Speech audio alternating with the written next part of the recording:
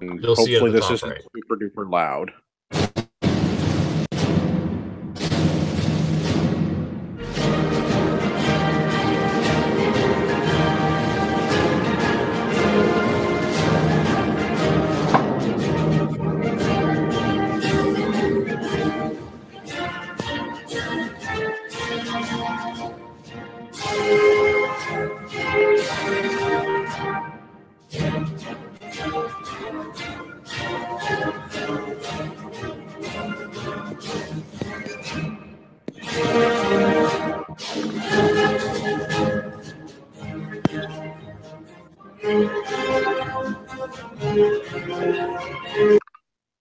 I'll cut the rest in post. We have a bunch of listeners on YouTube now.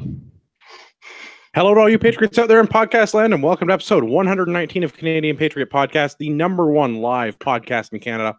We're recording on Monday, February 12th, 2018. Hi, I'm Gavin, business owner, gun enthusiast, hunter, atheist, CCFR field officer, and host of the Greater Toronto Area chapter of the Tactical Beard Owners Club. I'm Tim, a sports shooter, husband and father of 3, and the owner and operator of Tim's Good T-shirts. They're quite good. I'm also the proud descendant of immigrants. I'm Marty, hunter and sports shooter in rural Southern Ontario. As always, my name is Andrew. I'm your host. I'm a competitive shooter and a firearms instructor at Ragnarok Tactical. And we have a new panelist joining us this evening. It is my great privilege to introduce Brock to our listening audience. Brock, would you like to tell everyone about yourself? Hey, I'm Brock Blaszczyk.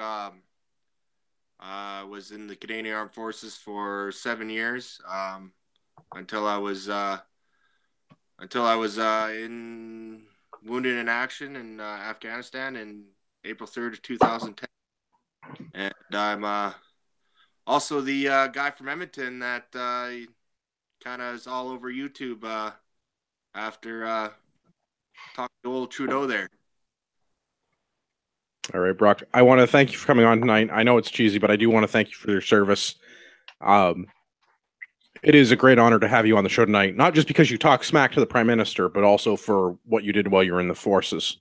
But mostly because you talk smack to Trudeau. That I didn't really think it was talking smack. Yeah. I thought it was just, honestly, it was like, thank God for my wife writing my spiel for me, because I think that was like, to me, that was probably the most intelligent way of making an argument to someone without basically calling him an asshole or why you being a dick, bro.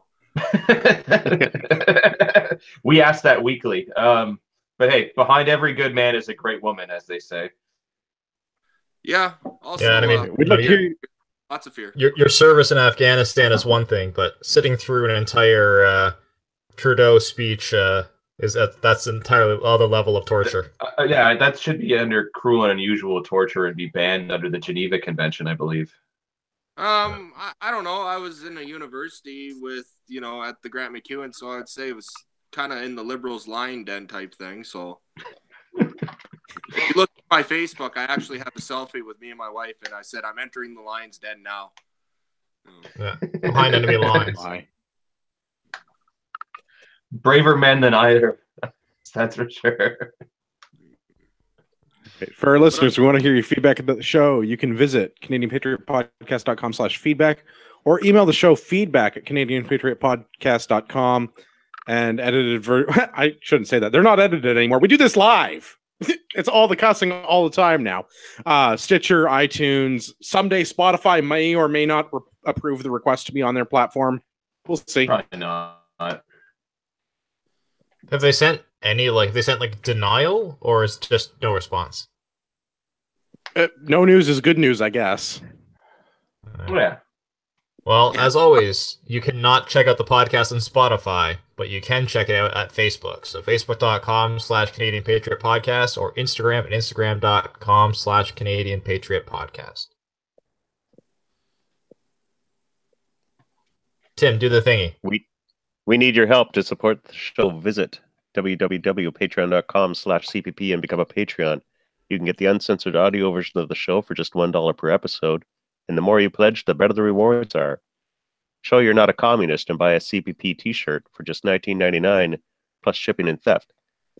Visit CanadianPatriotPodcast.com homepage and follow the link on the right. Don't go to the left. Never go left. Always go right. Never left. All right, before we do, what are we drinking? What are we drinking is brought to us every week by Arrowhead Coffee. Arrowhead Coffee is owned and operated by Canadian Armed Forces veterans. They love our country, the true North, strong and free, their family and friends. Join Arrowhead Coffee on their hunt for the perfect brew to raise morale and bring that feeling of home to you no matter where you are. A portion of all profits helps Canadian Armed Forces members, veterans, and their families. We'll start with Tim. We'll go right to left this week. Tim, sorry, say that again? I said because we're asking too much. Yeah, That's right. You greedy bastards. Yeah. We can't rely on the government, so let's rely on private businesses. Thank God. Tim, what are you drinking?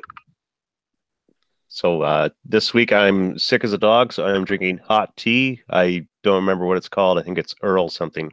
What do you think tap water is? It's a gay bomb, baby. Oh, I thought that was only going to say gay Wait, bomb. did you say that you're stealing Earl's tea? He's going to get real ornery about that. He might. He may send in another cassette tape. We can only hope. Marty, what are you drinking? Coors Banquet tonight. Excellent. Gavin, what are you drinking? I am drinking Alberta Premium Dark Horse whiskey and Coke Zero. Beautiful province. Good stuff. Brocker, I understand you're not able to drink this evening. Yeah, I'm in the old Fort Mac at a dry camp, so no drinking for me, boys. That's all right. Well, I will have one in your stead. I'm drinking Canadian Club, not that anyone's going to care, because my drink choices are becoming boring as I get older. We have a reminder for everybody. The Canadian Veterans Left in the Cold protest will be February the 15th. That's this Wednesday. Parliament Hill from 10 a.m. till 4 p.m. I believe you mean Thursday. As far as I know, it's February. Is it Thursday? That's the wrong thing. 15th. It's Flag Day, the day after Valentine's Day. Thursday. Apologies, it's Thursday. I'm not sure what day today is. I've not slept much recently. Babies and stuff, yo. Thursday, February 15th, 10 a.m. to 4 p.m. Parliament Hill in Ottawa. I think I didn't screw it up too badly that time. Go take a selfie with Gavin.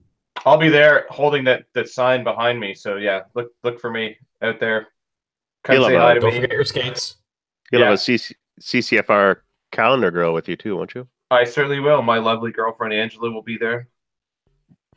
Tracy, I believe, will be there as well, and former panelist Colin, who I believe you spoke to the other day, Brock. Yes, Colin Sanders. Yeah. He's a pretty good guy. Yeah. These snow angels up in Fort. To be fair, your snow angels were the best ones because you actually did a slow count, not like all those other pussies that do it as fast as they can. Well, that's because I'm infantry. That's why. You know. I don't know if I could hear that over the sound of all your balls clanging together. Big brass ones, just not that impressive. All right, let's get into the reason that we got Brock on the show. And again, thank you so much for coming on. Thanks for having me. I am happy that we have a legitimate celebrity on for a change, because not for the right reasons. We're on some lists. Have memes made about you these days. I guess that's what provides celebrity status. Bro, you are internet famous. Yeah, meme magic is real. So yeah. Actually, speak of me, well, that's kind of like when we woke up the next morning. I didn't really think it was too big of a deal until my wife woke up and looked on the old crack book there, and she said, "Well, you know, you made it big when there's a meme about you." It's true. Yeah, it's true. That's probably a clue. Yeah. So nobody's made a meme of us. I'm going to subject you to 5 minutes of listening to yourself and the shiniest ponies. For any of our listeners that haven't heard the audio from the town hall that you were present at with Justin, and then we can get into our commentary on that topic. Yeah, sure. My name is Brock Blaszczyk. I'm a retired corporal with the Princess Patricia Canadian Light Infantry out of here in Edmonton, 1st Battalion.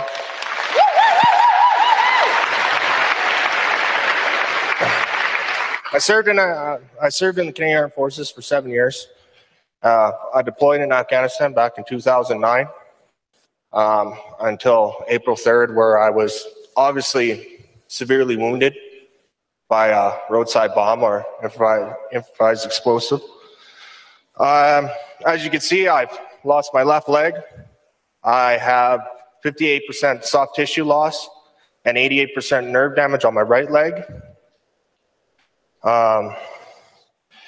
Back in August 24th, 2015, you made the promise, and I'll quote it here, "No veteran will be forced to fight their own government for the support and compensation they have earned." Yet you are still currently in a legal battle with veterans regarding equal support and compensation to their peers. You know, as you can tell, you know, we have two standard of veterans who fought in the same war. The ones prior to 2006 and the ones after 2006. There are two standards. One on the old Pension Act and one under this new lump sum or soon to be lifetime pension option. You know, which, by the way, Mr. Prime Minister, by what you just said here, through my own determination, I'm still at work. So technically, by what you said just a little while ago, I don't qualify for.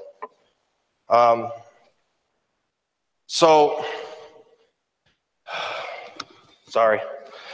No, so my question is, Thank you for being here. Thank you for your courage. So my question is to you, Mr. Prime Minister, what veterans were you talking about?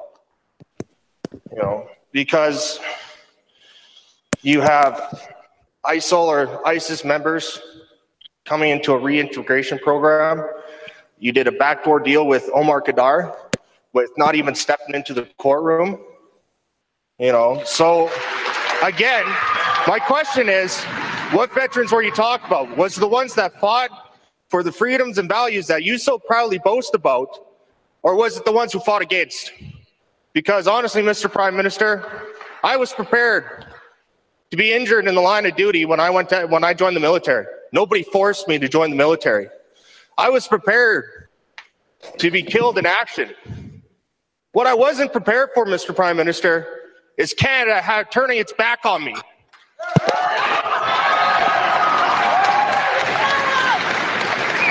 So which veteran was it that you were talking about? Thank you, sir. Thank you for your passion and your strength and being here today to share this justifiable frustration and anger with me and with all of us here. Thank you for having the courage to stand here, and thank you for listening to my answer. On a couple of elements you brought up. First of all, why are we still fighting against certain veterans groups in court? Because they are asking for more than we are able to give right now. They are asking for more than we... Well, no, hang on. You're asking for honest answers. The old Veterans Charter involved lump sum payments and very little in the way of services. We have significantly invested in services, rehabilitation, support, investments in training, in support for caregivers and families that have gone a long way towards improving the quality of life and outcomes for veterans. And we cannot return to the amount of money that was given before without accounting for the money invested in services for veterans. And what I know from veterans I've spoken to is nobody wants, after having served their country with valor and honor and sacrifice, to have their government say, here's your check, now don't bother us anymore. We need to support you through the course of your life with the things that you need, with the things that your family needs for it. And that is at the heart of the new veterans approach that we have, that you will see more details on in the budget coming forward. So I get that. So apologies to subjecting everyone to having to listen to him speak, but I think it's important that we have the context for what the reason that we have Brock on the show tonight.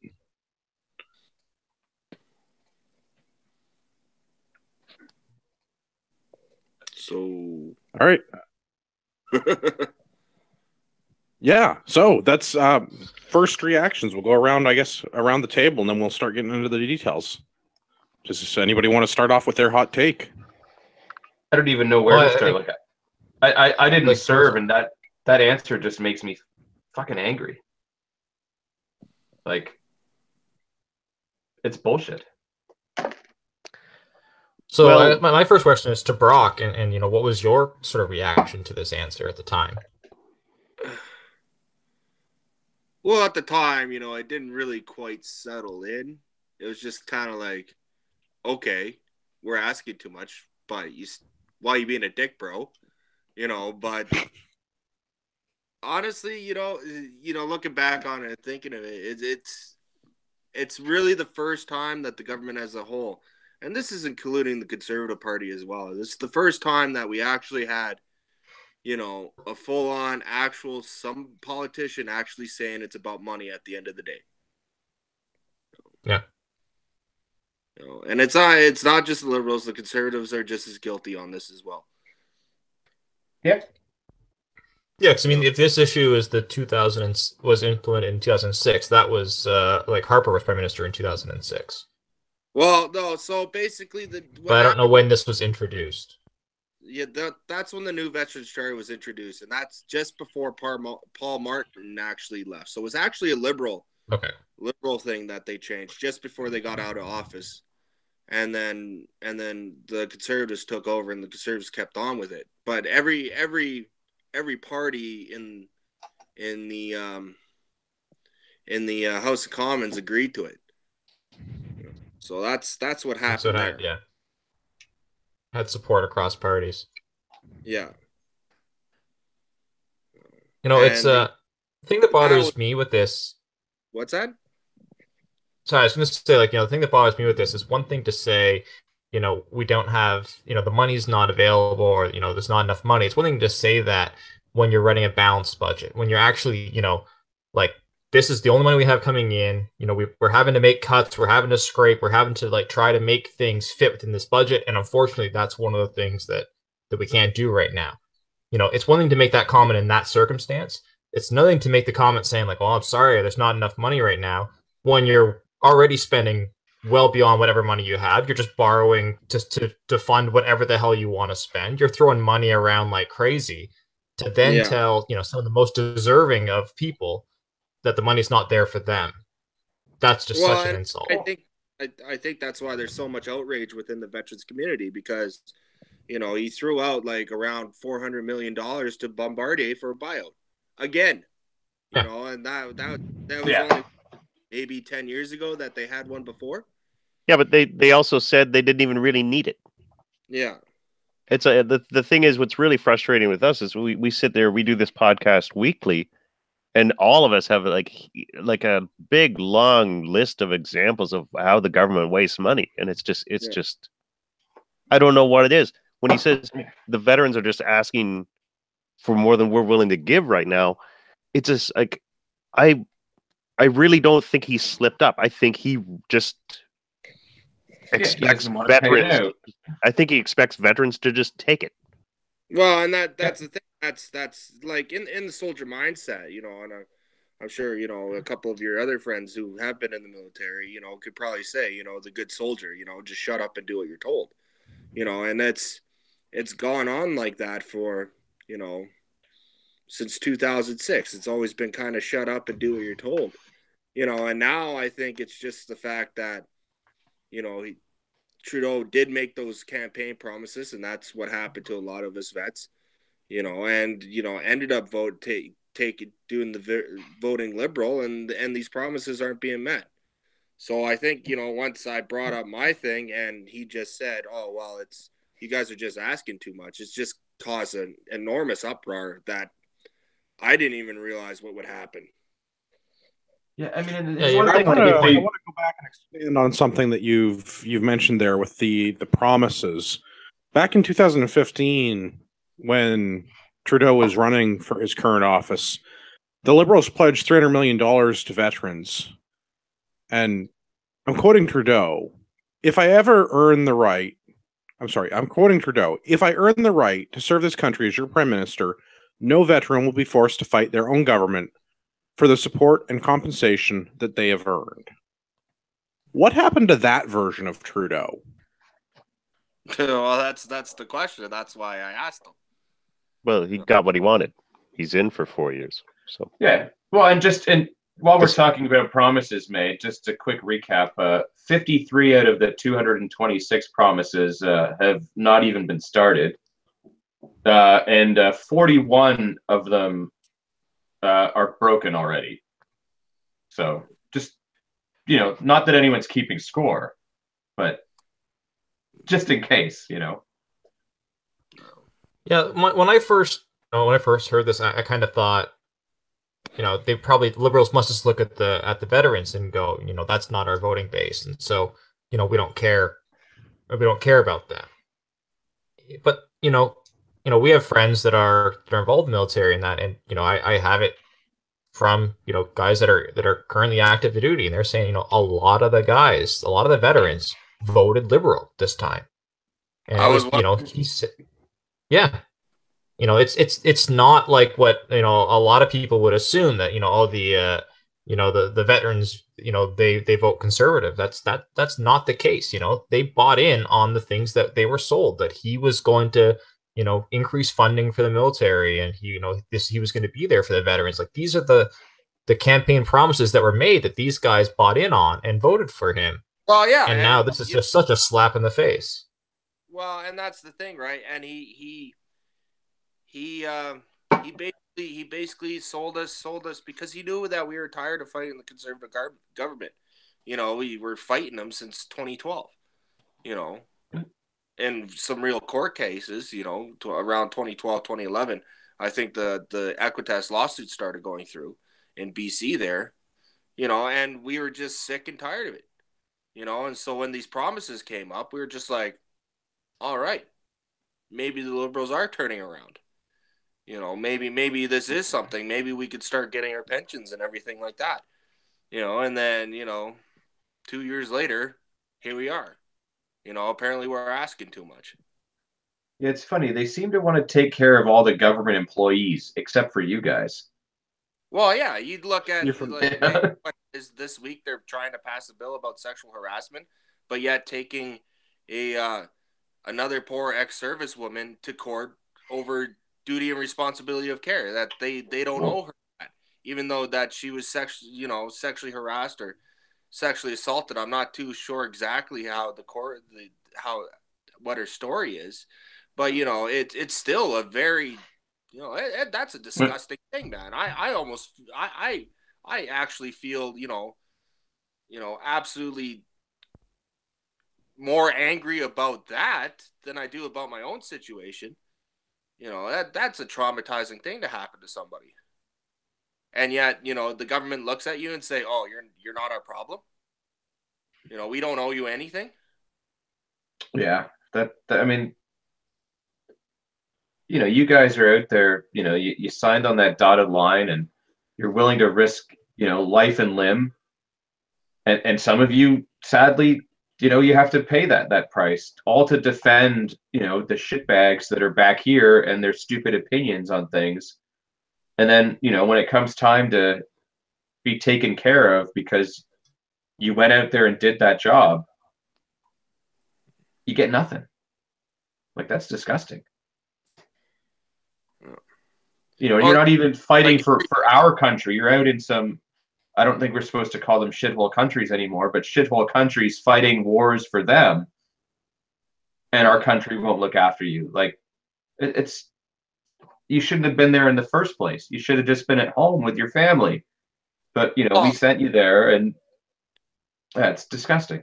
Don't get me wrong. I enjoyed my time in Afghanistan. I believed in the mission of Afghanistan. It was bigger than myself type thing.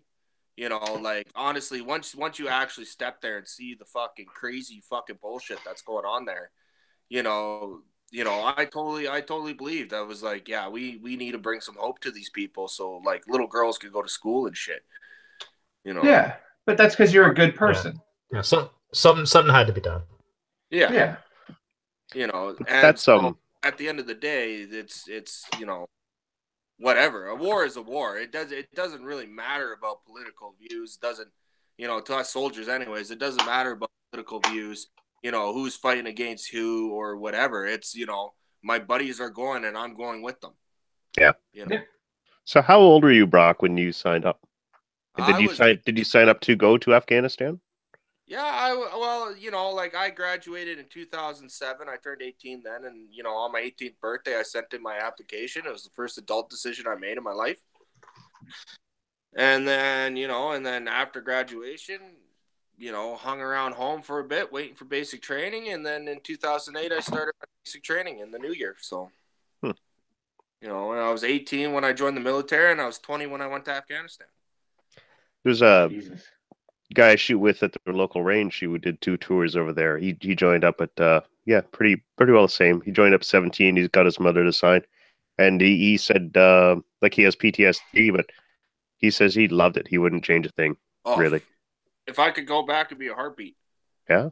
You know, it's that warrior calling type thing, right? You know, it's you know, some people are just meant to do things. You know, and that's kind of how it goes. Yeah, I have a lot of friends that have served and did time in Afghanistan and Iraq and all over the Middle East, and you know, they're glad they're back home with their families, and that's the only thing that keeps them from going back, is that they want to see their family and spend time with their family. Otherwise, like, even all the horrible things they've seen and have had happen to them, they'd be back there in an instant. Well, and that's exactly it, right? You know, and it is our loved ones that kind of keep us around and kind of, you know, but it's, you know, you just become comfortable with the chaos, right? You know, like, honestly, and you know, I think that's what happens with a lot of guys. They get comfortable in the chaos, and you know, of course, you know, the PTSD starts showing, and then, you know, they want to make chaos to try to make themselves comfortable. You know, like like when I was up here for the Fort Mac fires, you know, yeah, as weird as it sounds, it was, you know, kind of my most relaxing day when everybody was kind of going crazy and wanting to get out of camp, wanting to get out of Fort McMurray, you know, but I was comfortable. I was there, all right, I'm okay, you know, and that's, you know, it's probably one of the most relaxed feelings I've had since being away from Afghanistan, as weird as it sounds. Yeah, that in itself is messed up, but yeah, you know, and it's just the thing. That's just how it is. You just become comfortable in the chaos, and you know, everybody kind of has, you know, the old safe space, but you know, for us, the safe space is in sheer chaos. That becomes your new normal, and then anything outside of that isn't normal anymore, right? So you want to return to that. Well, yeah, and that's exactly it. Like I watched a documentary about a Green Beret, and it's called that I loved, which destroyed me. And it's actually really good, actually. And he actually describes this. He talks about PTSD, and the way he describes it is kind of like, you know, you have a lion in captivity its whole life, and then you finally let it run out in the wild, you know. But then you put it back in the cage, and you expect it to just be like this domesticated cat again, you know, like, yeah, you know, how is that possible? You know, and I think it's a lot of the same way on how we, you know, about, you know, our soldiers. You know, we're warriors. You know, we've been domesticated and, you know, kind of been good our whole lives, and then we finally get to run around in the wild and be crazy, you know, and then we come back home and we're expected to be like, oh, okay, you know, I'm, you know, just bob down the street, you know, Ned Flanders. Yeah. It kind of reminds me of there was a book I saw a long time ago that left an impact on me, and it was just called My War Gone, I Miss It So. And it was about these, I think they were German mercenaries, but they would just go from like Eastern European conflict to Eastern European conflict. They just, like, you know, they just missed the conflict. Well, yeah. That's why, you know, with a lot of guys, you know, for a while there, mercenaries was big business. You know, you had these skilled dudes, and their only transferable trade was basically, you know, blowing up stuff and, you know, getting into gun battles, and, you know, they either, you know, became criminals or, you know, they got into the mercenary work. Yeah. Have I talked to you about alphanumeric filing? Yeah, like I've maybe this is an inappropriate story, but I've got a buddy of mine that was in the U.S. military in some sort of infantry position and was over in somewhere in the Middle East. And they were in an area when all of a sudden his commanding officer's like, you realize like no American has ever set foot in this part of the world before. Like this does not happen. So he's like, that's cool. I'll be right back. I gotta go do a combat jack over here and spill some seed. But that's, the whole weird warrior mentality, right? Like, I guess that he was just like, he'll never get to do that back home, So we have to do that over there. And he's one of those crazy ones that like, he misses it, man. Like, he's all kinds of messed up from being over there. But he's like, dude, if someone asked me tomorrow, I'd go back. Oh yeah. And that's just it, it's the warrior calling, right? I think with a lot of guys when they come back, they almost feel away because they didn't get the glorious warrior death, right? Yeah. Hey, everyone wants to make it to Valhalla, right? Yeah. Well, and that's exactly it. And it's fucked up. Don't get me wrong. It's totally fucked. Not normal thinking. But, and it goes through a long time. I felt that way for a long time myself. The survivor's guilt and everything like that, and the fact that I didn't get my warrior death. Nobody wants to be dying old and alone and in fucking shitty diapers. Yeah. Andrew knows all about shitty diapers this week. So getting back to Trudeau's comments on here. So one of the things I wanted to touch on briefly is his comments about how, while the amount of funds that are being given to veterans have been decreased, they're creating all these programs, and there's going to be whatever, and I guess programs that exist, and it's like, you're taking money that used to be going to the veterans themselves where it could actually be useful, and instead we're like funneling it into liberal government programs. Okay, so so they're putting in more programs, but they're making it harder to access those programs. So let's put it. He brought up the caregiver program, for example. All right, so the caregiver is basically how the government kind of supports the spouse, right? And so they throw a couple extra $100 or whatever a month, right? So to say, I don't know how much exactly it is. So I applied for it myself one time for my wife, right? Because she deals with a lot of shit for me, right? She takes care of my house, and she, reminds me about things, because my memory ain't that great anymore. And, she has to deal with my night terrors and everything like that. So, and so we applied for it. And because I work full time, they basically told me to pound salt. Right. I know another guy, he was, trying to get a psych evaluation done, and, they wouldn't cough up the $200 for him to get a psych evaluation.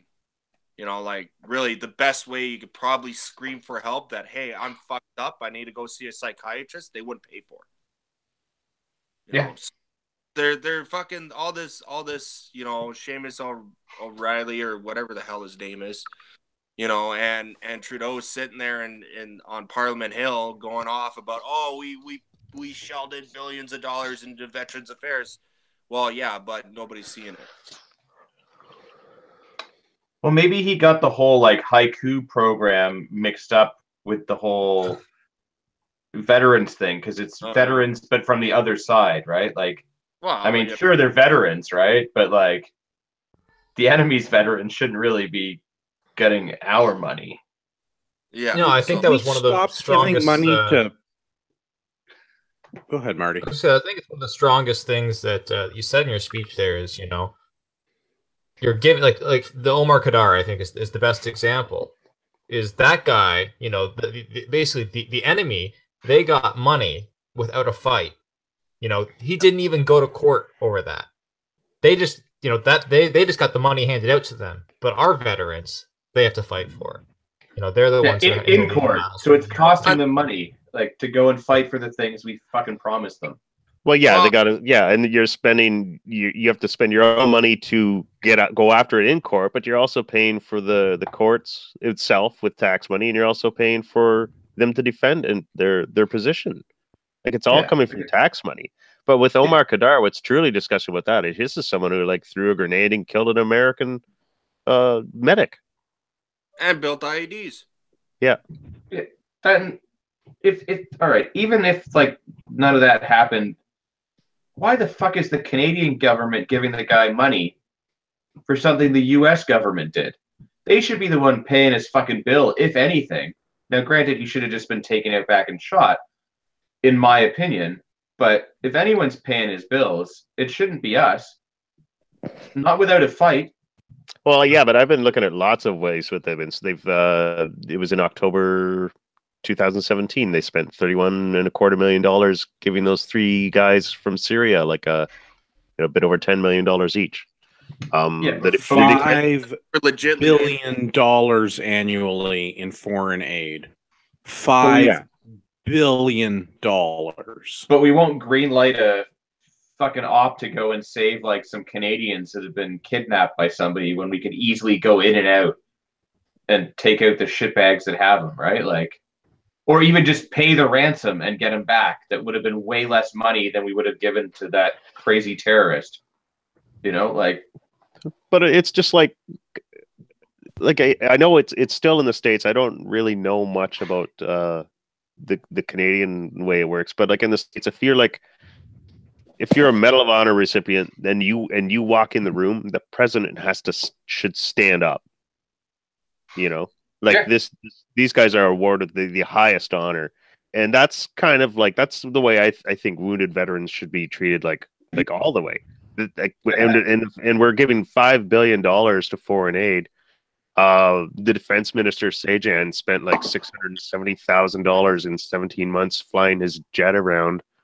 You know, like, this is all there's wastage there. I mean, he was instrumental in the planning of Operation Medusa. So bullshit. And I'm sure all those flights was him delivering all of the tools that the soldiers need to perform their jobs, right? So actually, he was actually a pretty shit hot guy overseas. I don't know what the hell. He was actually pretty good to go, but, you know. Then he became a liberal. Well, and it's not just him. It's General Andrew Leslie. He used to be the Canadian Army commander when I was going to Afghanistan.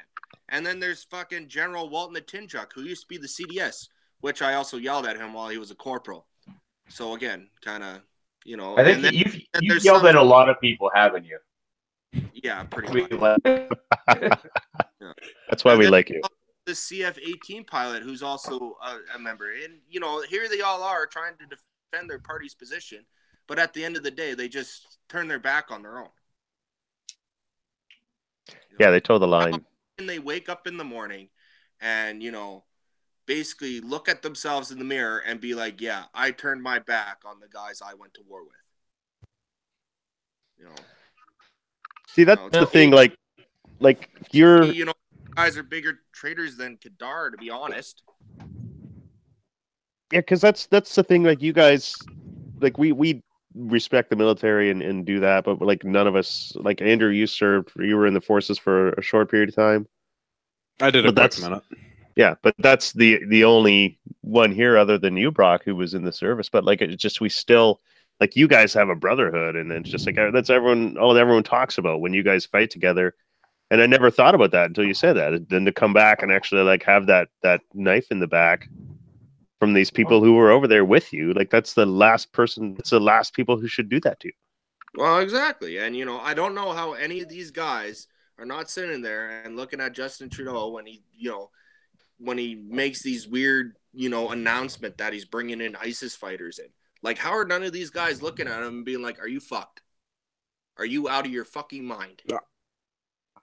I do a show on Monday nights on the internet. You might have heard of it. I ask that question on a weekly basis. Yeah. Well, yeah, one of the greatest things I've ever heard was there's a list of like rules that like good people should follow and stuff like that. And one of them is betray yourself before you betray your friends. You know, like, and that's exactly the opposite of what they're like. They're putting their friends out there and betraying their friends over some bullshit like that. Like, yeah, you guys went and fought against these people. Like, you put your lives on the line with these people and made it back. And then they're just selling you guys out. Like, well, and that's the thing, right? And then you get these guys who are ex-forces members sitting there in these parties, you know, got onto these parties because of those promises, and they look there, they're sitting there trying to defend it. You know, like, and it's a deeper thing than friendship when you're looking at the military. You know, it's a deeper thing than, you know, brothers, you know, and it's a deeper thing than love. You know, it's just that love and brotherhood is the closest thing you can relate to it. But it's truly deeper than that. And how you can turn around and basically blade these dudes or stab these dudes right in the back, every single one of us, and just be okay with it when you wake up in the morning. Like, to us, like, that is like a sacred place in hell that they just committed. yeah.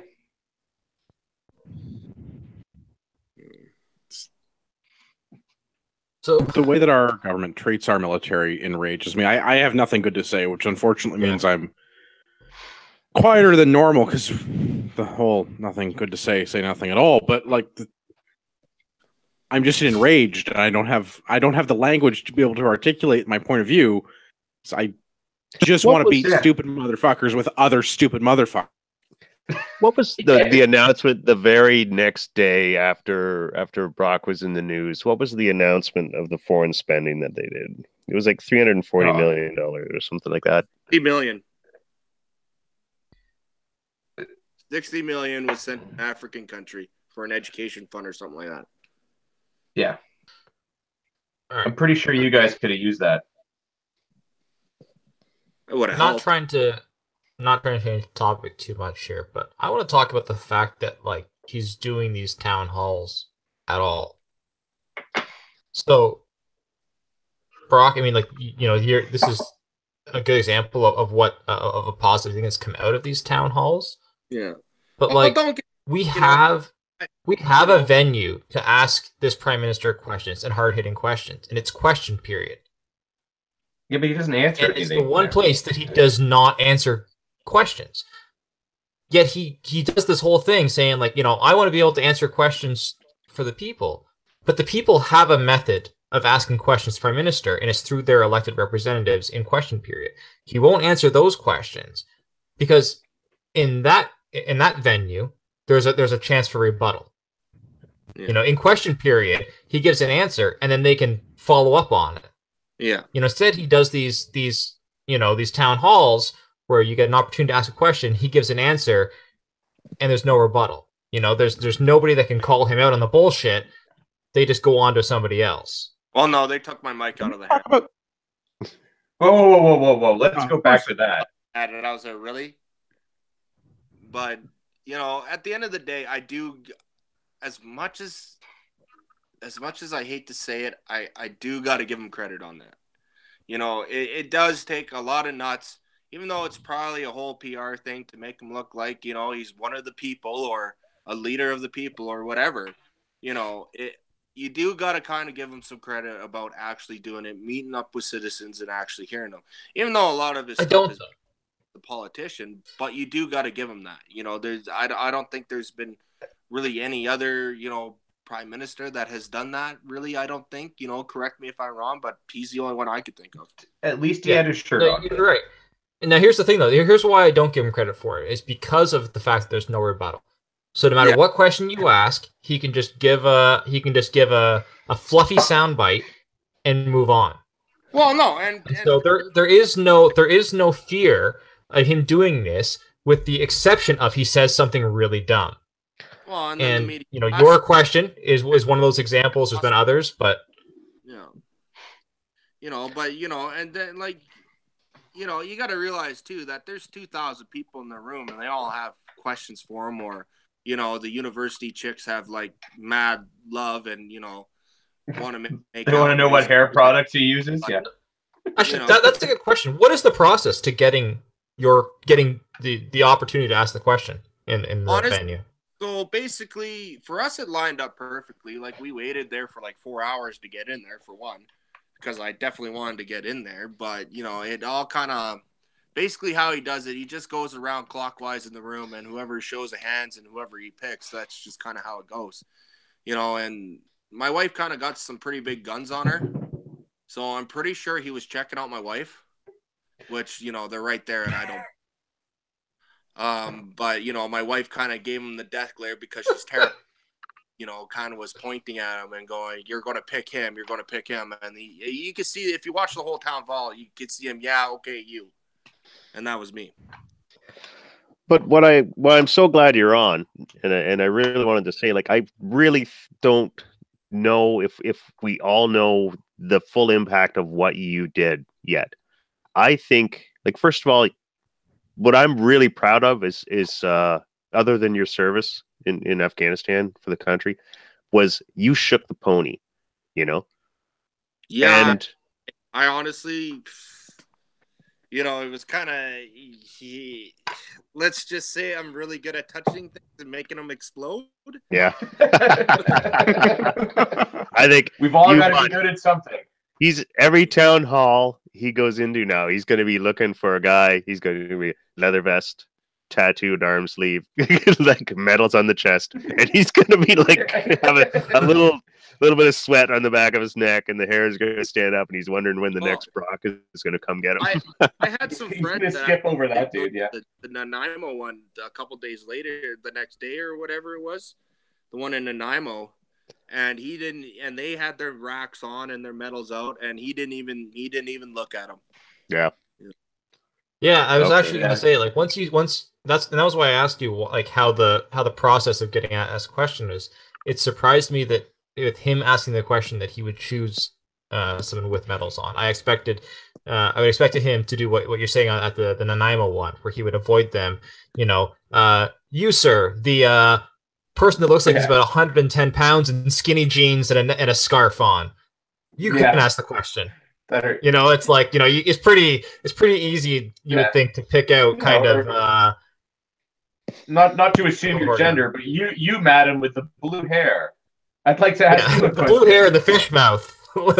Let's hear what you have to say. Yeah.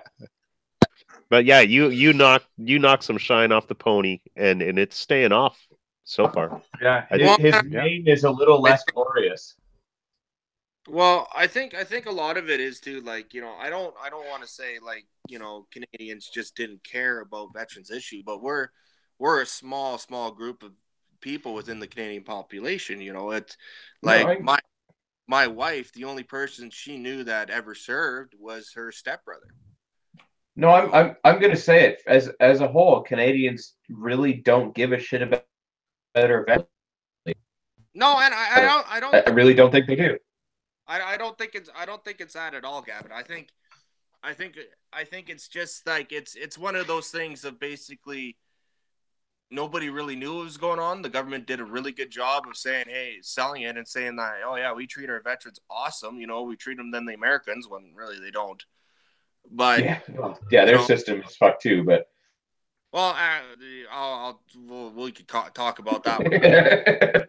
But you know, I think just a lot of people just didn't realize because it's not affected to their day-to-day life. You know, that's the biggest thing with this is it doesn't impact a lot of people day to day. Because, like you said, most people don't know veterans because it is such a small population. They don't know. They don't care to know. You have managed to get yourself made into an internet meme. You are now internet famous. Yeah, but you're also in the forefront of the news cycle, and that is what grabs Canadians' attention. Is if it's on the front of the page of the CBC's website, they're going to talk about it for at least that news cycle. So for 24 hours, we care about our veterans. Yeah, but it's been going on for a week now. I still got people contacting me on Facebook saying, you know, great for what you did. We had no idea this was going on. You know, thank you for your service. like hundreds of people, and that's what it is. I just don't think people realize how bad it really was. No, and my opinion though is that we don't teach military history in our schools. Absolutely not. Yeah. Since when? Since well, ever, I mean, we really the don't. military history we do teach is the British French military history, a little bit of that, but no modern military history really. There might be an Alberta, Ontario thing going on here too. Like Alberta might have a much better. Whoa, hold on. Is Alberta still part of Canada? I don't know. I thought we got rid of them. Yeah. Well, hey, you guys wouldn't have fancy dancy things, all right? Just saying. All the we'll keep working hard for Ontarians and keep fucking Mother Earth and getting. Although I think there is a bit of a perfect storm kind of going on right now with everything that's kind of coming out with different veterans kind of across the country. Colin's protest coinciding with you asking that question. And I feel bad. I don't know his name, but there's a gentleman in a wheelchair that was in the military. Oh, Major Mark Franklin. Yes, like that. It's all kind of. Not Mark Franklin. Mark Campbell. My bad. There's Paul. It's all kind of just like it all happened to coincide relatively all at the same time, which is helping everybody's case kind of get bigger, and you kind of all group together as you should, because you all have the same goal, is helping out veterans that deserve it. Yeah. And it's kind of it's made the issue blow up bigger, as opposed to if any one of these things kind of happened randomly on its own in the sort of news cycle. It's all happening all at the same time, sadly, but luckily at the same time, because it makes the story bigger so that it exposed to more people and gets better coverage. That's what's happening now. I think it's just the media is hungry, and more and more, and maybe it could have just been that whole him just saying we're asking too much was just finally the tipping point for everybody. And now everybody's coming out with everything like that. Granted, Colin probably had his stuff planned for months, and it just lined up that way. I know Mark. I know Mark personally. He's one of the first guys that came and saw me in the hospital when he's rolling around in his wheelchair, and it kind of freaked me out. But and that's kind of why I went to the town hall too, because I knew he was filing him and the Aquitas Society were filing at the Supreme Court. So I went, you know what? Fuck it, I'm going to go to Edmonton. He doesn't like Alberta anyways. Yeah. Yeah. But I really think that this what you did is going to come back, and if it does fade a little bit, it will come back and become an issue again and become brought to prominence again. And at least I'll do my part to make sure it is at the next federal election. And I think this is like if anyone mentions veterans again, then they better remember this. As big as it is now, I think it's just going to get bigger and bigger and bigger. And no more hollow promises. Well, and that's one of the big things like the Aquitas Society is really fighting for. They're fighting for it to be put in law that the government is responsible. They're fighting for them to have the government to have a legal obligation to take care of its veterans, so this shit doesn't happen again. Yeah, that should be a no fucking brainer though. Like it should be no. But and it's always it was always kind of a thing, but it was always kind of a gentleman's handshake since World War I, right? It was never actually put in law. Yeah, it needs to be codified. That's the problem, because it was chartered. Should be a chartered right. The nice thing going along with Gavin's point of just kind of this coalitions of stuff going on right now with the veterans is that as everything with government, you need to show a large voting base or a large group of people or something that can influence votes to get anything done, to get anything to go your way. And, with all these things coming up at the exact same point, hopefully that shows or at least it gives the appearance of a large enough group of people that are upset to cause some change with the government right now. Well, and that's the thing. I'm hoping that's what we're achieving, with getting the public interested, because I don't think anybody in the public wants to be known as the country who treats their veterans worse than the states. There's a lot of countries out there where veterans get fuck all. Don't get me wrong. I've seen some pretty hard stuff with, the Jordanians and stuff like that, but they have no money. But there's a difference if you legitimately have no money versus you're spending it on stupid shit.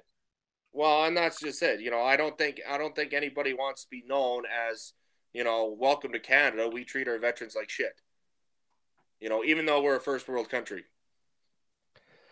Well, especially like with someone like Trudeau, where his appearances are everything, and that's why he's doing all these virtue signaling things, and just suddenly, like I said, to have you come up there and knock some of the shine off him, and to be revealed in this this town hall that he isn't really doing everything that he said he would, and that perhaps his promise was just a hollow, attempt at getting votes.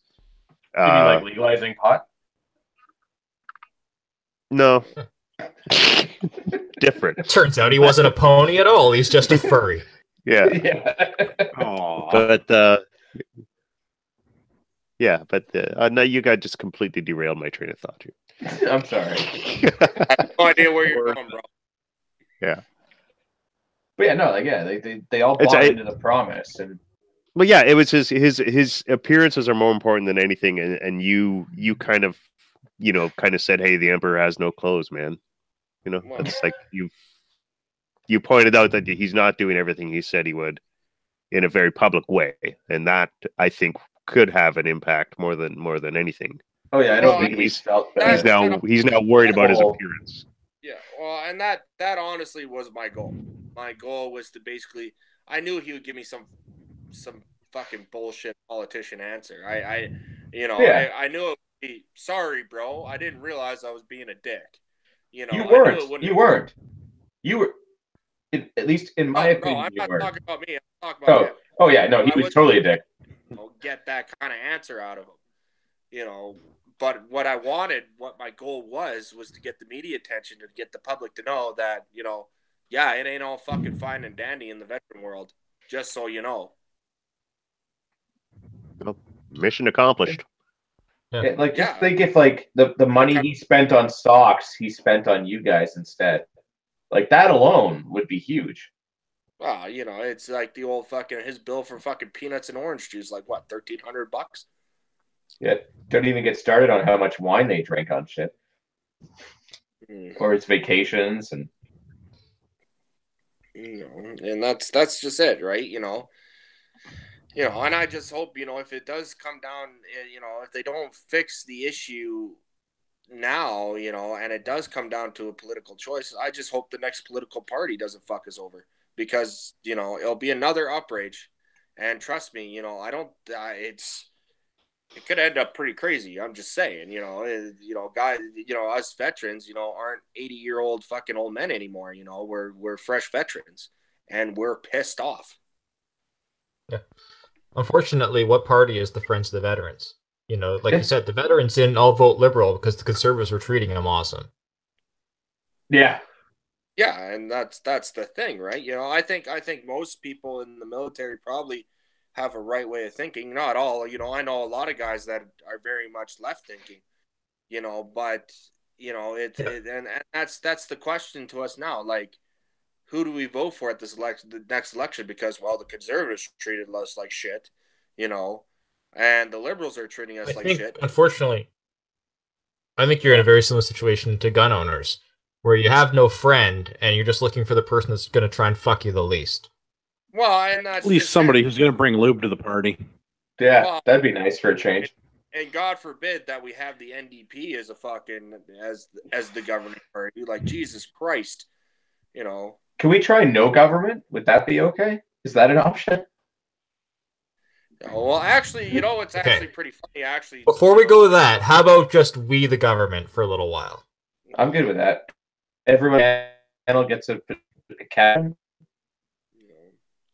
But like it's even like, you know, and it's not, you know, just Canada really having these issues as well. You know, it's also Great Britain. You know, Great Britain actually yesterday announced that they started a new political party, the Veteran Party, and it's all solely 100% veterans because guys are just getting tired of being fucked around. That's one step closer to the Starship Troopers model, which we advocate for regularly.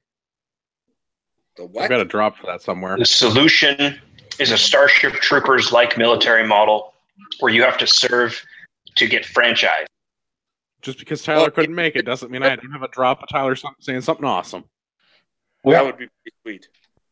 Yeah, you know, you can live in the country and go about your daily business, but if you want to vote or do anything like that, you have to serve. Service guarantees citizenship. Well, yeah, you know, and that's the, you know, the idea, you know, don't get me wrong, you know, like, you know, I kind of wish we had a conscription type thing such as, you know, Germany once did or South Korea still does, you know, a conscription type thing where guys, unless they're going to university or college or, you know, working in a trade, you know, that they do, you know, if they're going to be, you know, just loser kids at home living off of mom and dad, well, guess what? You're going to the army for 2-3 years.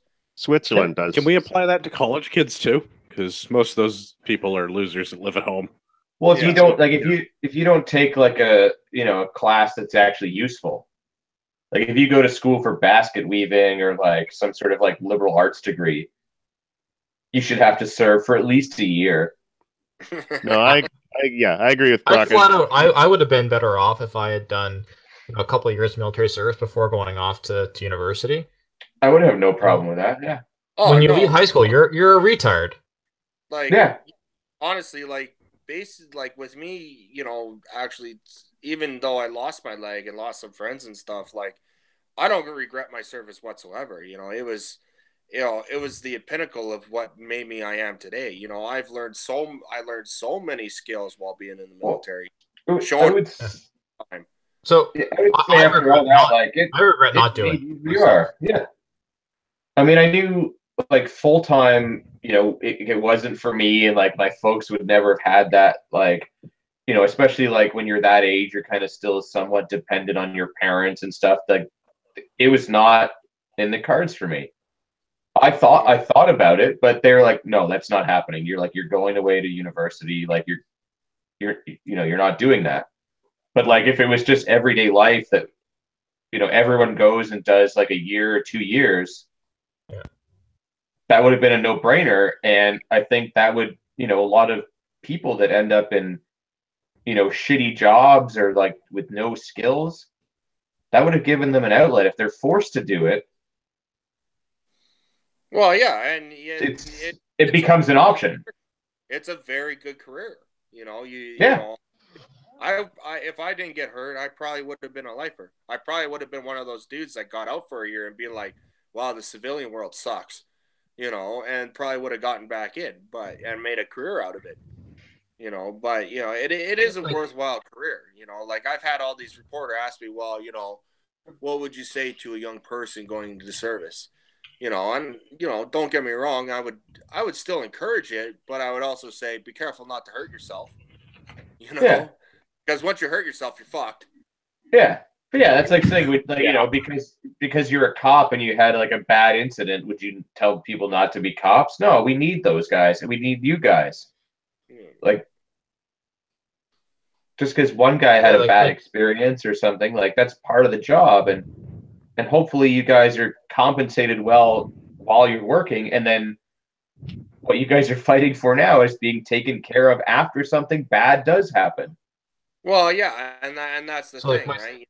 Like, you know, like, and it varies, you know, it varies from, you know, Navy, Army, Air Force, and it varies to what unit you're in. Like, you know, Colin, who you guys speak about, you know, he had you know, fucking, you know, his regiment, you know, kind of, you know, wasn't very nice to him, you know, from the stories he's told me, you know, whereas me in the PPCLI, the regiment was awesome to me after I got hurt. Like, you know, the regiment was there 110%, you know, and basically I could have gotten away with murder in that place. Like, fuck, I didn't even show up in uniform half the time, unshaven, just didn't care. And everybody's like, "Hey, Brock, how you doing?" you know. That's awesome. Yeah, and that's the thing, though, right? You know, and so it varies. It varies from unit to unit, right? And it varies between. Well, that's part of the regimental family too, right? You were 1st Battalion PPCLI, so you have the PPCLI. Oh shit, the name escapes me now. The unit organization for all the prior service folks. Oh, the association. The association. Thank you. Yeah, right. Not every regiment has that. Most units actually do have some type of association, you know, but you know, a lot of the time it's like the Legion, right? It's old, full of old dudes, and super fucking outdated.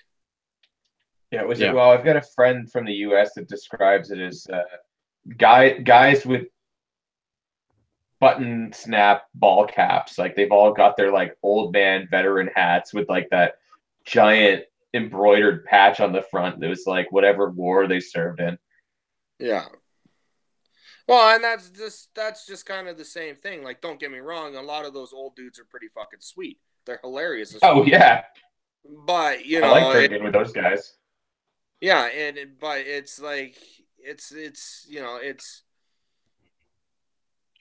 know, I think a lot of it is just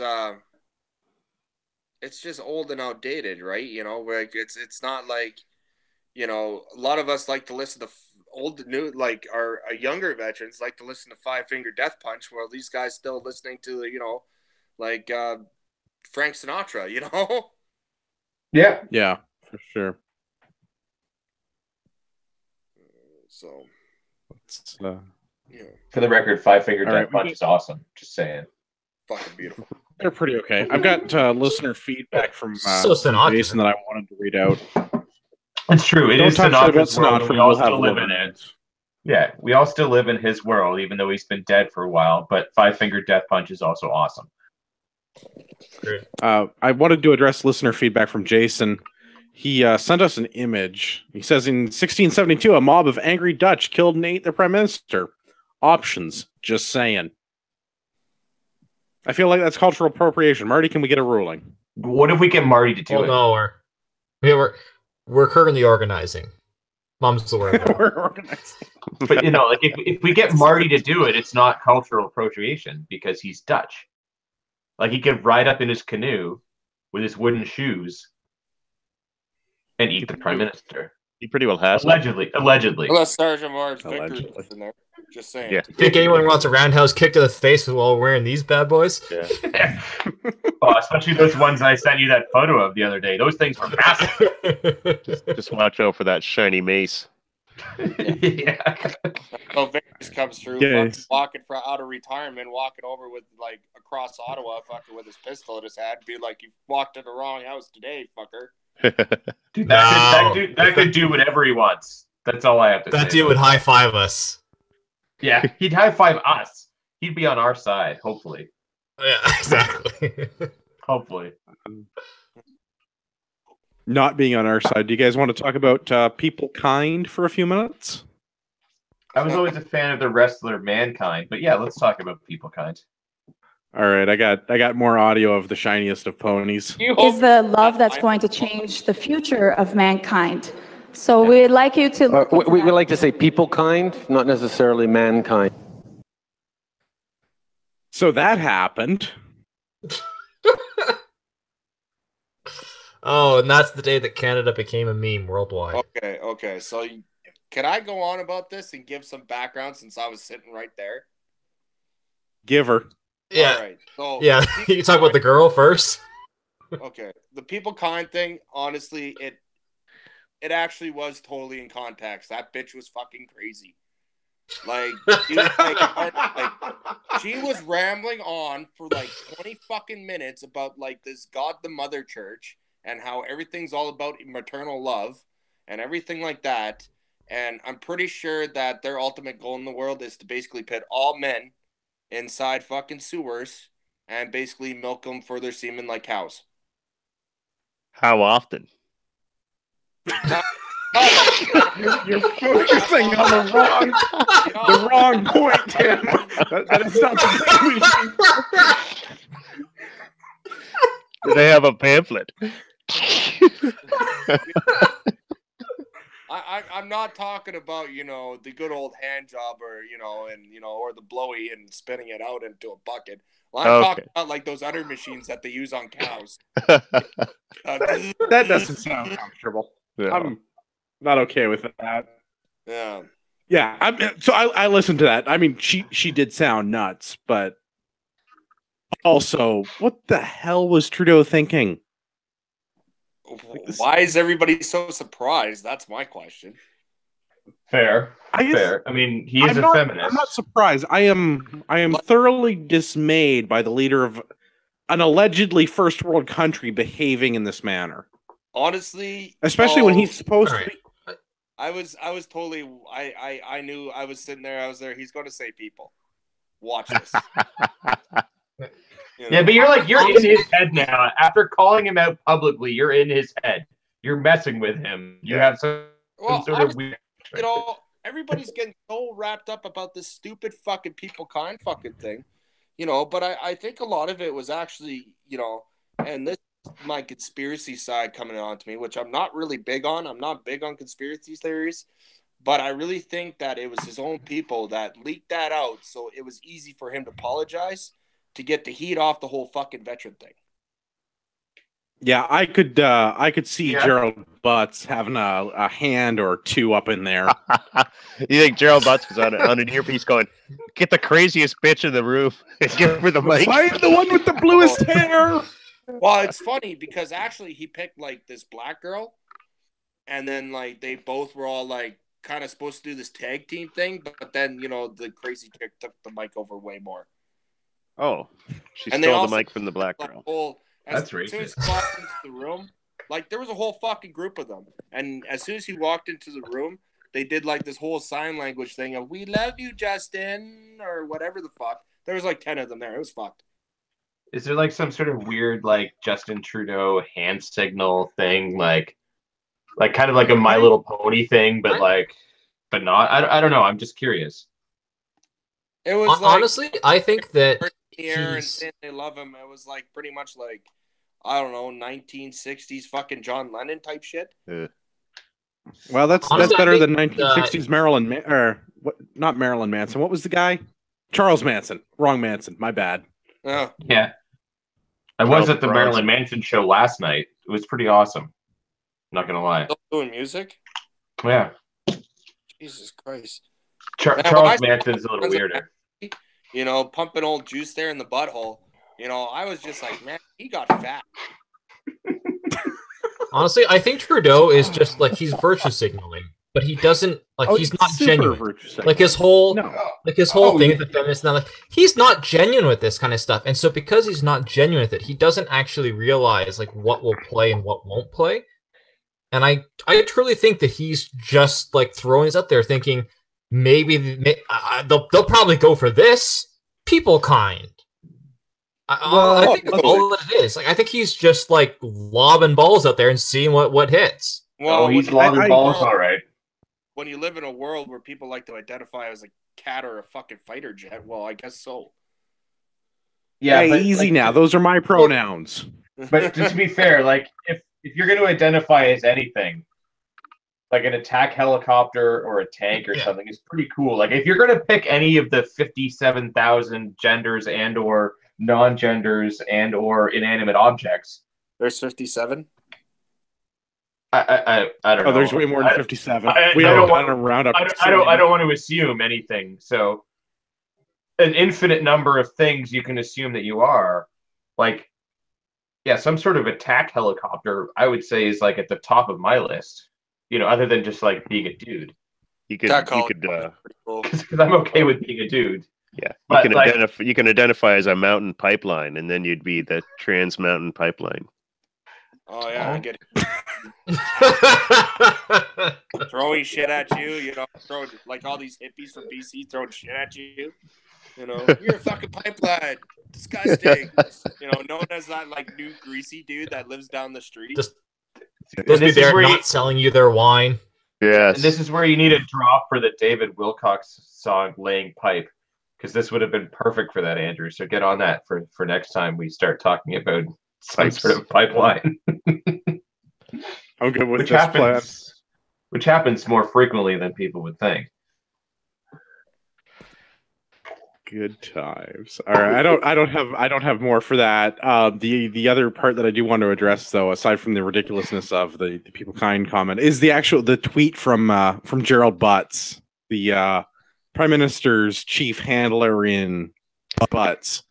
You mean Gerald Butts, the guy who Gerald Butts, the guy who went to McGill and then went to York, and then we spent $127,000 so he could move from Toronto to Ottawa. Is that the Gerald Butts you're talking about? Yes, he is the butt of many jokes. Okay. And, like to experiment their bisexuality with. Allegedly. Ah. Do we have that allegedly drop? Make it legal. Yeah. You can say allegedly. Allegedly. There we go.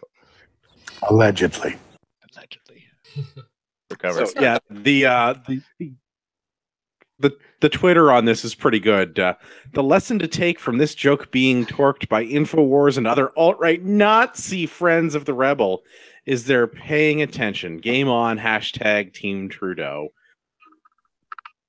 This is... I love that. The internet thoroughly exploded at this, which I enjoy immensely. So here's something I never thought would happen. Agreeing with Piers Morgan for all the wrong reasons. I am not exactly a fan of Piers Morgan. In this case, I think it's the right reasons. Because his reason for disagreeing with Trudeau is that he thinks Trudeau's a retard. And that's the same reason we don't like him. Yeah, this guy's turned over a new leaf. Yeah, I suddenly like Piers Morgan. So I think Piers Morgan's Twitter was the best. But the Ben Shapiro one was not bad, but the Piers Morgan one I think wins. I actually haven't seen the first I'm not a Nazi. B, it wasn't a joke. C, if you're one of Justin Trudeau's chief advisors, no wonder he's making so many gaffes. This is the most intelligent thing Piers Morgan has ever written. That's probably true. He is British, so to them, it's because, the whole British Empire thing, they're automatically right. Just saying. Yeah. I mean, there was a time when the sun never set on the British Empire. Well, and that's exactly it. We need to make the British Empire great again. Is what we need to do. Yeah, but is that because it's always rainy there? I don't get it. Yeah. Yeah, it never used to be rainy, and now all of a sudden it's rainy all the time. But I love when the left's head explodes to the point where they call Ezra Levant and Ben Shapiro Nazis. Those names sound a little not Nazi-esque. I don't know what it is about those names, but if I had to pick, in World War II, they would not have been on the side of Hitler. I don't think so. Yeah. I mean, I don't want to. The thing that frustrates me is that, we're sitting here laughing and saying, can you imagine that they're calling Ezra Levant and Ben Shapiro a Nazi? But there's people out there right now that are following along going, yeah, F those Nazis.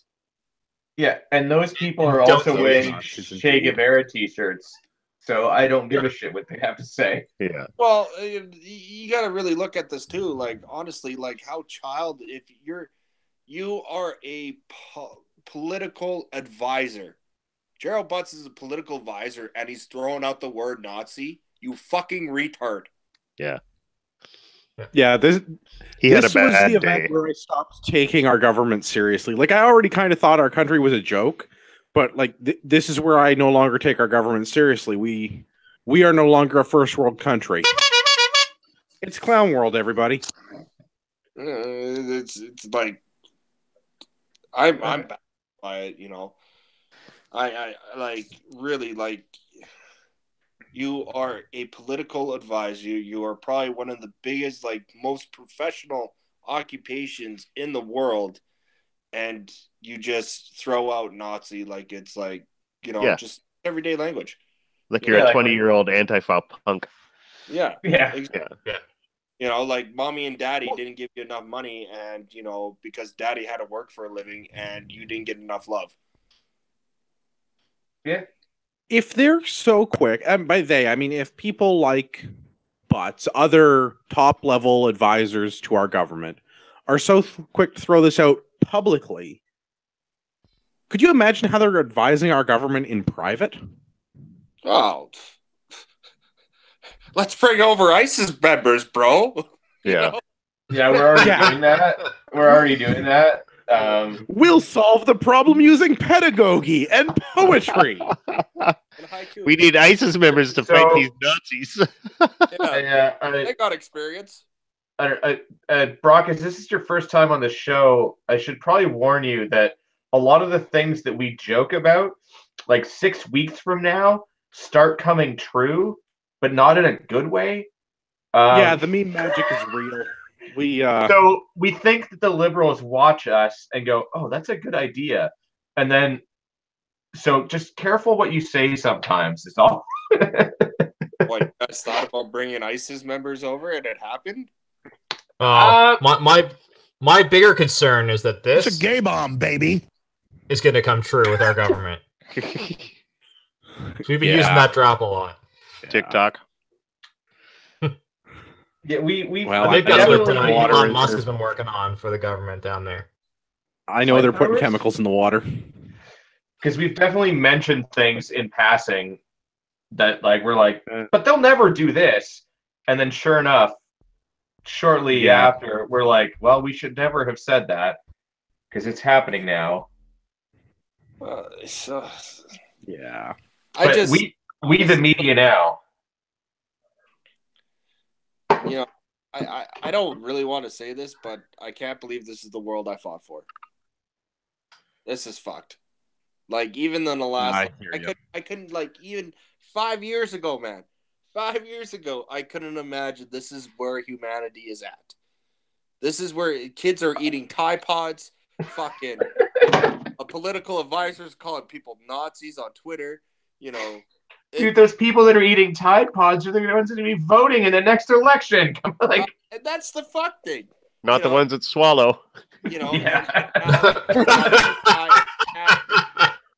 people identify as cats and fighter jets and whatever the fuck. You can actually put X on your fucking passport. Yeah. You know, like. I know. And again, where humanity is the people that we're calling Nazis are those that think that replacing humankind with people kind is a bad idea. Yeah. Yeah. Where's my button? Yeah. I mean, like, I'm a fairly social liberal guy. But it's getting... everyone knows Tim is the most liberal. It's getting crazy up in here, you know? It's getting absolutely ridiculous. Like, honestly, like, you know, we got to specifically call someone, like, you know, a transgender. Like, ain't that the point of being a transgender? You know, like, I'm either going to be a dude or I'm either going to be a chick.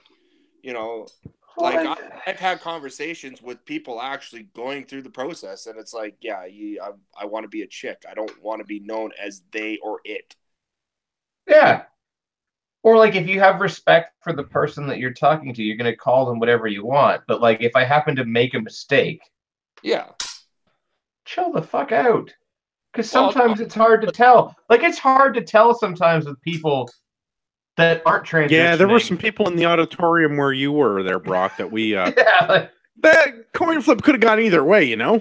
Fucking Thailand, bro, you know? Fucking the chick who's like a total 10, you know, chances are, you know, she probably has a little something extra underneath. Yeah, she's a 10+, that's for sure. Yeah. Yeah, you gotta be careful where the tuk-tuk drivers take you in Thailand. Yeah, because they tuck where they take you, that's for sure. But, you know, like, I just honestly cannot believe this is what our world has become to.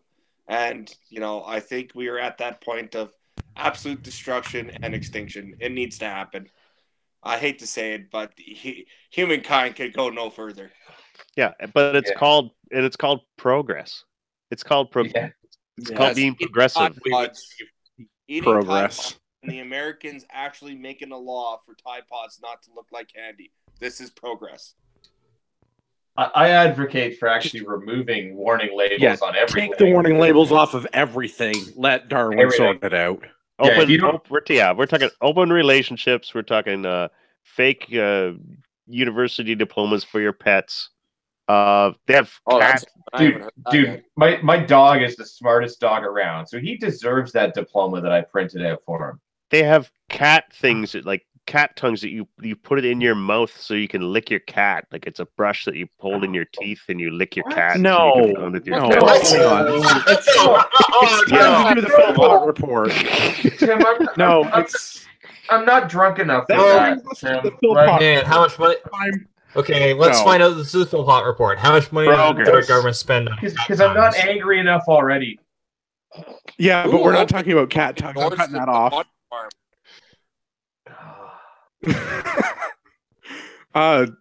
Trudeau the first, I think, but the one that drove around with a motorcycle with a Nazi helmet on.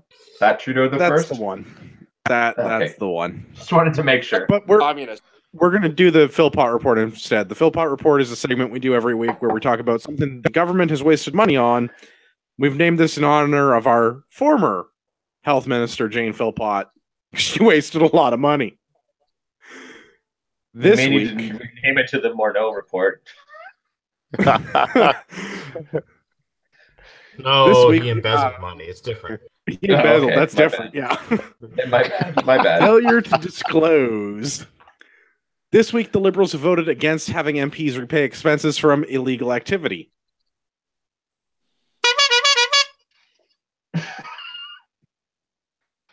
I don't even know what the follow-up is to that. The Liberals admitted to the fact that there was illegal activity. The Liberals have voted that the law no longer applies to them. The Liberals have voted that they don't have to pay back money that they used for illicit purposes. I honestly don't know where to go with this. I think they just confirmed every tinfoil hat suspicion we have of them in one fell swoop. So $250,000 in moving expenses that were deemed to be not allowable expenses.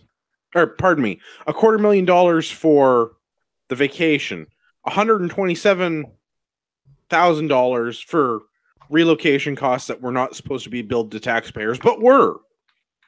And that money is just gone now. Because it is not being paid back. Canada, just saying. We have a drop for that, don't we?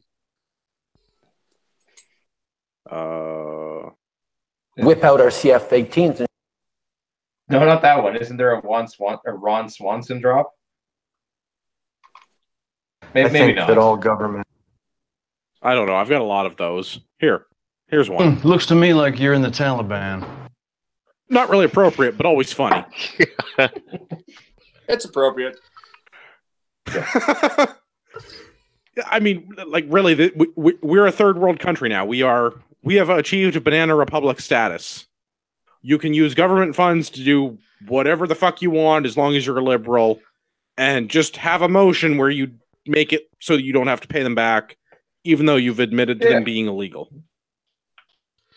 Now, I'd say this was a good political move from the conservative side, because I think that no matter which government is in power, no government would have actually voted for this.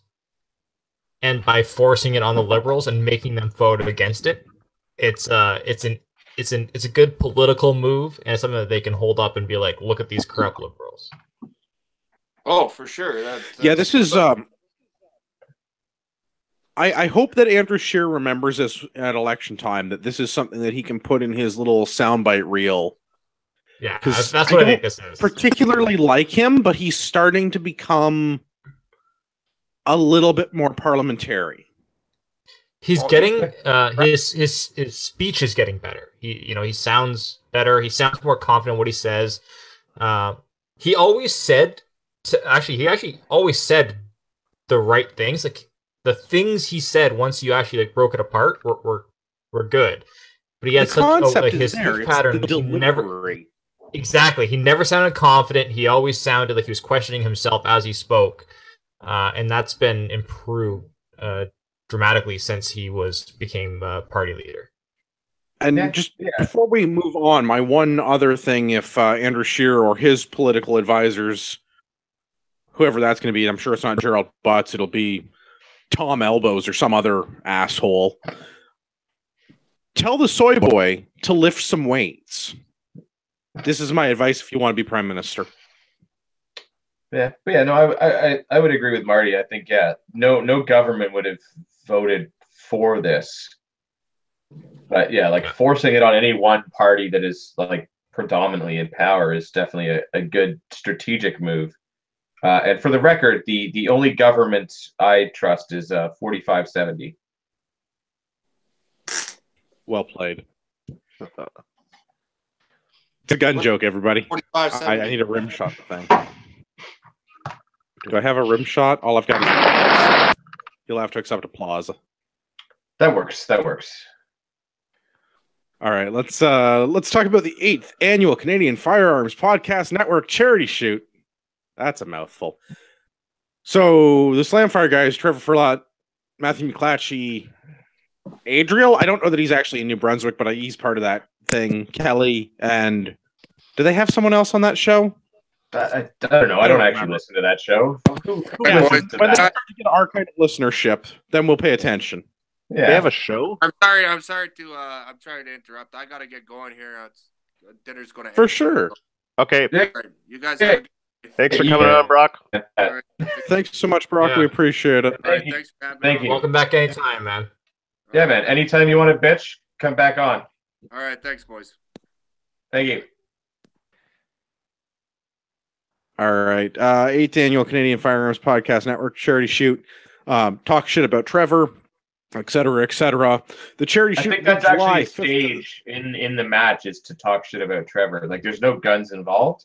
You just talk If you shit about make Trevor rage quit at the match that he's organizing, there must be a special award. I will sponsor that award. How about that? Ragnarok Tactical brings you the award for making Trevor rage quit the match he's organizing. And if you can make him rage quit the class that he is teaching. My God, yes. Yes, definitely you get a special. I will make a trophy for that. I will donate the trophy. Amazing. This summer, July 5th to the 7th, this year's charity will be the Dalhousie Regional High School Breakfast Program. July 5th is the Furlacci Handgun Fundamentals class. There are 2 spots left as of when I copy and pasted this out of Facebook. Price is $100. All proceeds going to this year's charity. Start time is 9 a.m. Round count is 250. Pre-registration required. Email them slamfireradio@gmail.com. Day 2, July the 6th, is a maple seed shoot. There are 20 spots. The cost is $50 for adults, $30 for agents of the state, and $15 for youth. Registration at 7:30. Round count is 300. Registration is not yet opened yet. So yeah, that's a weird thing for them to, again, copy and pasting out of Facebook. I don't proofread this crap before we do it. Yeah. Day 3, July the 7th. This is the actual charity shoot. Registration is 9 a.m. The cost for the charity shoot is $25. There are 4 events. A mini steel challenge, a 22 rifle silhouette gallery style shoot, a round of trap, and a fun rifle and pistol shoot. Distances from 100 to 200 yards, or 18 meters on a pistol range with a steel plate rack. Bring a bunch of ammo. Everything's happening at the Restigouche Gun Club in Balmoral, New Brunswick. Barbecue will be provided by Smoke on the Water. There is smoked meat, sides, and drinks. Hopefully they're as good as my caterer. The invitation letter will be sent, or the invitation letter will be on the Restigouche Gun Club website soon. Also, we had listener feedback about this. Please mention on your show in your fine comedic style that Furlot has chosen a school lunch program for his charity shoot, teaching children that the Ministry of Truth can feed them better than their parents can. I don't really have anything to add to that. That's really good, so I'm just going to leave it the way it is. Although technically, wouldn't it be like private industries feeding them better? Yeah, it's really private industry, but this is kind of funny because it's through the school and it entertains me. So I'm just leaving it in the way the listener feedback came in. Fair. But like, really, private dollars are doing it better than government can because government can't do it well enough. Well, when was the last time you were like, gee, I really liked liked that government service I received? Like driving over that pothole or waiting in line to see a doctor or having to go to the government-approved liquor store. Like, when was the last time you got a government service? And we're like, gee, thanks, government. What would I do without you? Probably a lot of stuff, actually. I don't know, maybe like 11 or 12 years ago, when I actually got a tax refund, I kind of liked that government service. And I don't even know if I want to say I liked it. I just didn't hate You understand that it's not a refund, though. Effectively, it's what my you're doing money is getting your back. change. Yeah, I didn't hate it. back. Like, I didn't hate it. You have been robbed, and someone was like, "Yeah, here's your couple of bucks back. We're just going to round this down to the next nearest." That's why I didn't hate it, but I didn't love it. Because It's like saying you didn't hate prison rape because at least you got laid. Yeah, they give me a reach around. That's what a tax refund is. All right, is your reach around. We have very All right, different go back to perspectives the on this. Yes, sir. Maybe I zoned out here, but where's the school lunch program? Dalhousie? Twice. Oh, It's for the charity. The charity itself is the school. Yeah. charity is the Dalhousie Regional High School Breakfast Program, and I think Trevor mentioned this costs something like $8,000 a year to operate. Yeah. So if they come anywhere close to where we came last year, because we're everyone knows we throw the best charities, they would fund the vast majority of this. We don't throw charities; we throw fundraisers. Charities are heavy. There's a lot of paperwork. Right.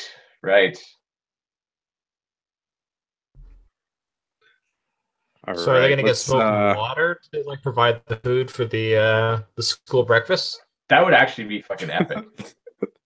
I hope so. Pulled pork every day for every student. Right, if we're going to do this right, that seems like what we should be doing. That should be the goal, right?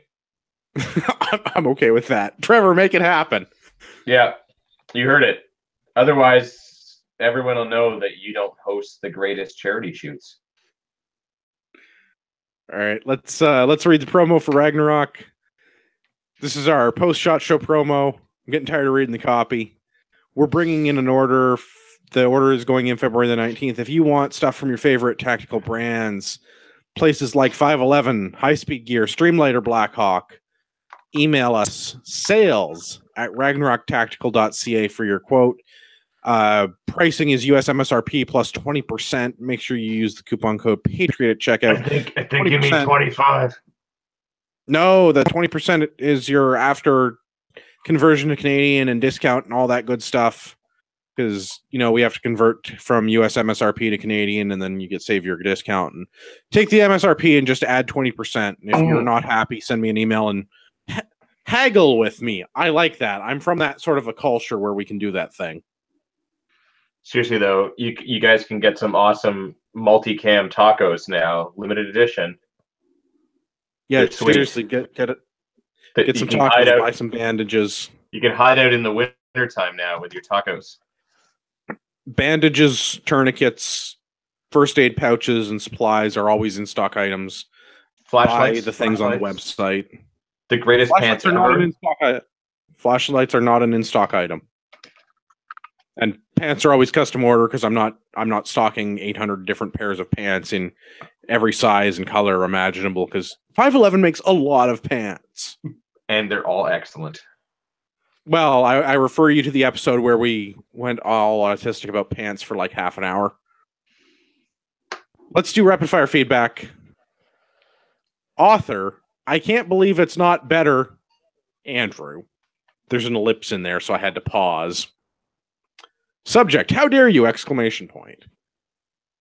What the heck did you say about .biz websites? I'll have you know that I graduated at the top of my class in web design, and I've been involved in numerous Fortune 500 companies and have over 300 confirmed sales.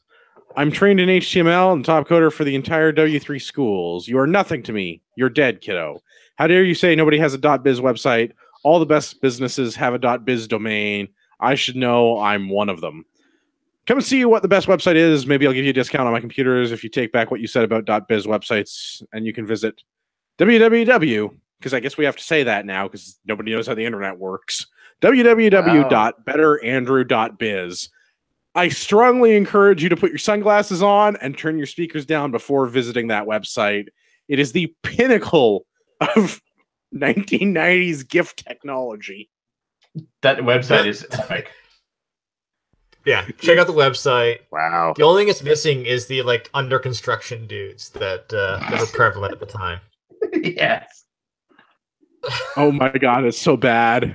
It's just super cringy. Seriously, though, go check it out. It's epic. All right, Patriots, your Better homework Andrew assignment. dot Set biz. that up as the home page for all of your wives and girlfriends' computers. Yep. That'll do. All right, Gavin, where can everybody find you on the internet? The best place to find me on the internet is on Instagram at urbex_GTA, or Thursday during the day from 10 until, well, maybe not quite 4, but close to that, in person on Parliament Hill, hanging out with Colin for the Canadian Vets Out in the Cold protest. I'll be there. Get a selfie with me. Right. It'll be awesome. We the media now. Marty, where can everybody find the show? Well, until Al Gore invents a new internet, you can find us on Facebook at facebook.com/Canadian Patriot Podcast. Or we value your opinions, so visit us at CanadianPatriotPodcast.com/feedback or email us at feedback@CanadianPatriotPodcast.com. You know, I hear he didn't actually invent the internet, but he did invent global warming. Tim, yeah, shill a t-shirt. Tubes. You can find me at timsgoodtshirts.ca or facebook.com/timsgoodtshirts. All right. I really want to thank Brock for coming on the show tonight. This was awesome to have him on as a guest. He's welcome back anytime. I'm glad that the veteran community is starting to receive some media attention in our country. This is long overdue. Hopefully this is completely unlike every other interview he'll be invited on in the future. I imagine it will be. But yeah, seriously, thank you. Yeah, thank you to Brock and to all of our Canadian Forces veterans. For our listeners, if you would like to find out what's going on with Brock, please go onto the Facebooks, facebook.com/veterans asking too much. It's spelled just how you would imagine with normal Queen's English. Go on there, give them a like, find out what's going on. Go visit Parliament Hill on Thursday, hang out with Gavin and Colin. Even if you're not going to the Parliament Hill protest for the veterans in the cold, if you can go on the Facebook and click the going button on that event, it will help inform the media as to the number of people that are aware of the protest. Yeah. So even if you aren't in the National Capital Region, yeah, share that shit. Let's make our voices heard. Yeah. Normally, I'd apologize to Rod Giltaka, but I'm not gonna this week. Brock was a really good guest. For all of our listeners out there in podcast land, I'd like to remind you that you are the true north, strong and free.